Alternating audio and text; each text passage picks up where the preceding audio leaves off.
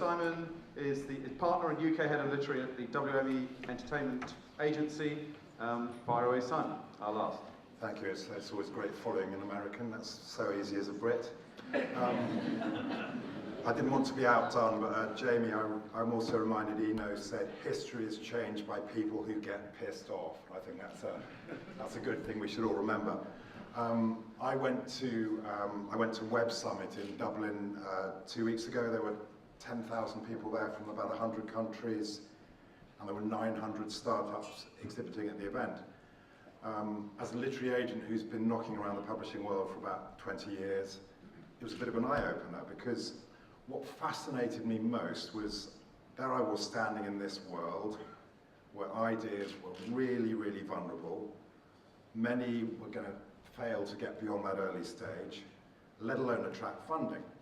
And basically the vast majority of people in that room knew that they were destined to fail.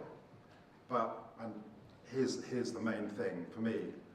I've never been in a room that was more optimistic or full of a more can-do attitude.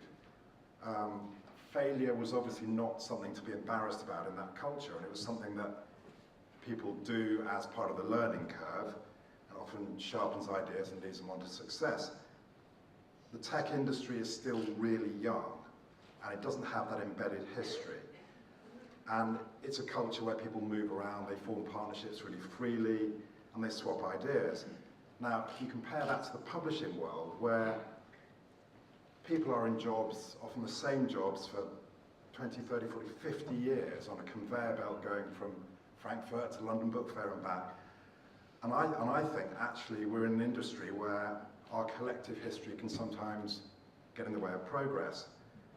And I've had so many conversations over the years about things like formats and price points, release dates, covers, and all of that, which are really, really frustrating, and they get more and more frustrating, and they are often decisions that are justified by a publisher saying things like, we have to publish in hardcover because the novel won't get reviewed otherwise, or W.H. Smith don't like green this year, or, I don't know, books about music don't work. You get the drift. We're often hampered by precedent. And in publishing, you can actually always find a reason not to do things. We're a really insular industry, I think, and the danger of any inbred community is that it begins to lose immunity to new strains of disease out there. And goodness me, there are a lot of interesting strains out there. If you're not careful, you can die off if you don't have that immunity. So I just think never before has publishing needed to welcome people from other cultures and industries and to cross-pollinate with them. And I think this is a way we really need to do it, and we need to do it fast. As a direct response to this, Publishing Hackathon 2012 was born.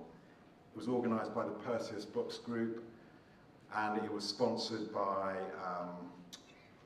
Librify, who are a social reading startup, and a group of a lot of major industry sponsors, including WME, Ali NYC, and Book Expo America.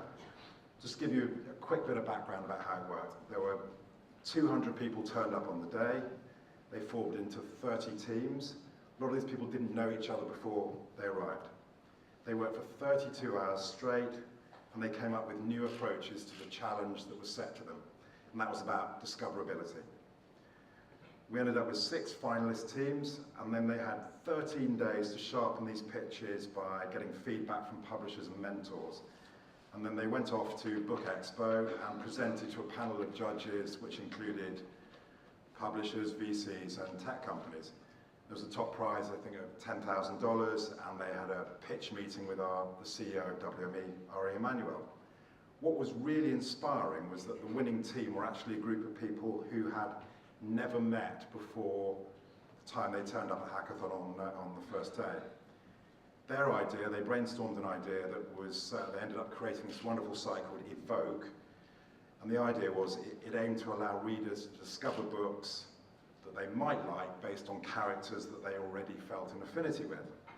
And actually, without Hackathon, that site would not exist, and a lot of the other ideas which have germinated from that would not have existed had those people not been brought together.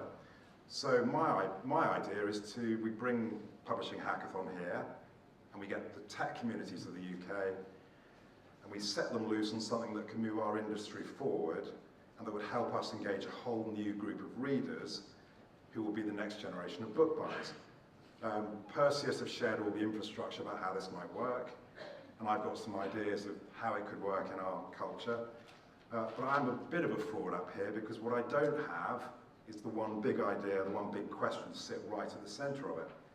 So that's what everyone is here to help me and all of us find, because I think we've heard some amazing ideas today, and maybe one of those ideas could be set on fire by unleashing this sort of passion and focus on it over a hackathon. Who knows, but actually what I do know is that if we don't do something really bold as an industry, I think we will struggle to keep readers, and more importantly attract new readers who will just wander off and do something else. So this isn't a big idea, it's a call to arms to all of you out there, and anyone who wants to get involved while we're changing the world over cocktails, come and find me, let's find the big idea, and let's make it happen. Thank you.